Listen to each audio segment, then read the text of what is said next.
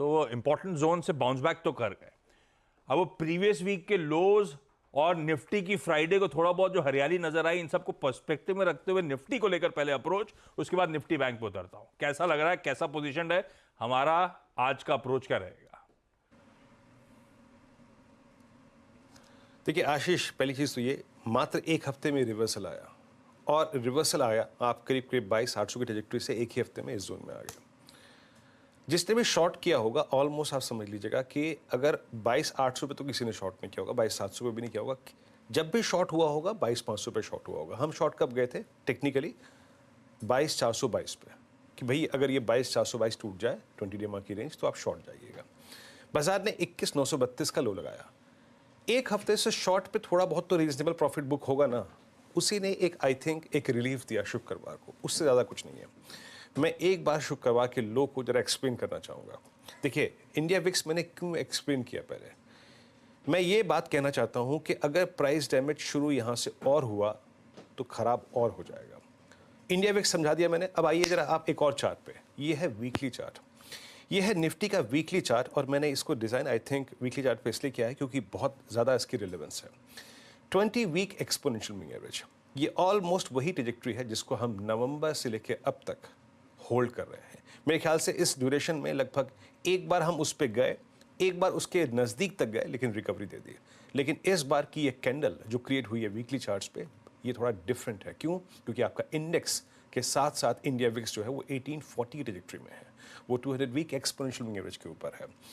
तो याद रखिएगा, अगर 21,932 की रेंज टूटती है क्लोजिंग बेसिस पे और आप उसके नीचे फ्लो करना शुरू कर रहे हैं, दैट मीन्स इन सर्कमस्टेंसेस में इन लेवल्स पे मार्केट कंफर्टेबल नहीं है, फर्दर डाउन साइड खुल जाएगा। बट टिल द टाइम ये क्लोजिंग बेसिस पे हमारे साथ है, 21,932 को एक लोअर एज मान के चलिएगा। अब आते हैं रणनीति पर। देखिए अगर आप शुक्रवार के सेट्स को देखें तो 2117 करोड़ रुपए की एफआईएस की सेलिंग, 2709 करोड़ रुपए का डीआईएस का बाय था। तो ये जो ओवरटेक कर गई डीआईएस की बैंक की फिगर, ये थोड़ा सा स्टेबिलिटी लेके आई मार्केट पे। इंडेक्स में एफआईएस 212 करोड़ रुपए का शॉर्ट गए, 1942 करोड़ रुपए का स्टॉक फ्यूचर बाय किया इन्होंने, काफ़ी शॉर्ट कवर किया, अच्छी बात है। उसने आई थिंक जो जिसे मैंने कहा शॉर्ट पे प्रॉफिट बुक करना, ये आई थिंक एक स्विंग दे रहा था, हायर स्विंग। डेरिवेटिव्स में ब्रेथ अच्छी थी। अब आइए आप कॉल आइटर्स के जोन पे। कॉल आइटर्स कहाँ पे प्लेस्ड है निफ्टी पर?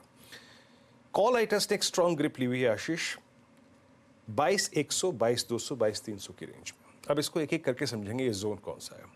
22,100 पे 27 लाख, 22,200 पे, और सबसे बड़ा आउटस्टैंडिंग वाई 22,300 पे है। अब 22,300 क्या है, लिख लीजिए एक बार अपनी डायरी में, 22,300 क्या है। यहाँ पे 40 लाख का आउटस्टैंडिंग वाई है, 22,000 पे 45 लाख का आउटस्टैंडिंग वाई है इस वीकली कॉन्ट्रैक्ट में, यानी 16 मई में अभी भी सबसे स्ट्रॉन्ग आउटस्टैंडिंग वाई 22,000 की पुट खड़ा रखती है। और एक और चीज़ याद रखिएगा, मंथली स्ट्राइक पर भी 22,000 एक स्ट्रॉन्ग ओआई बिल्डअप देख रही है, यानी अभी तक बाजार ने 22,000 को सरेंडर नहीं किया है, भले ही एक दिन इसके नीचे हम क्लोज हुए हैं।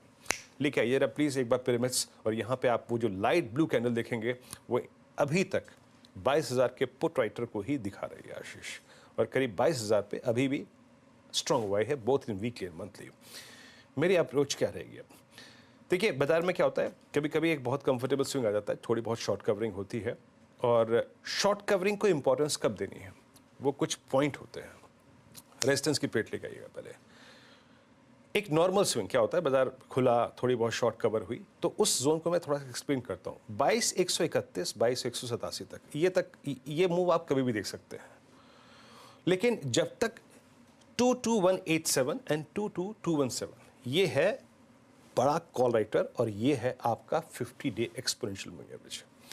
जब तक इसको हम नहीं क्रॉस कर रहे, देखिए वॉलेटिलिटी है मेरे यहाँ पर, सिर्फ मैं आपको लेवल बताऊंगा, ट्रेड आपको करना है।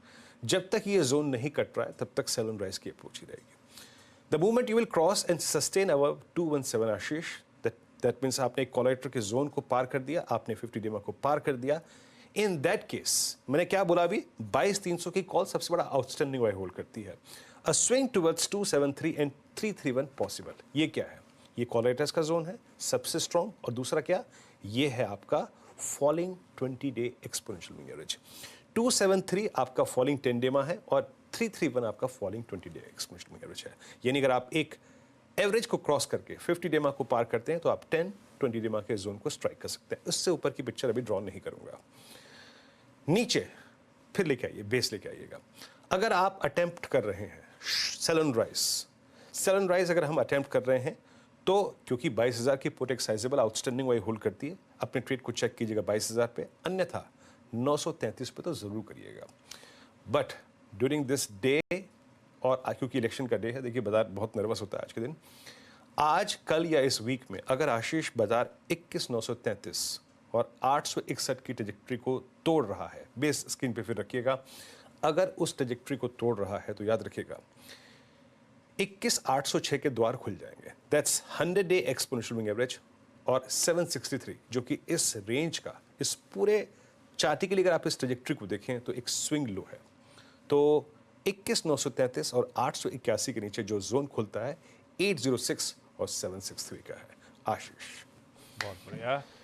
ये है आज मंडे की निफ्टी की अप्रोच, और सबसे की वो 22K के लेवल सस्टेन कर जाए।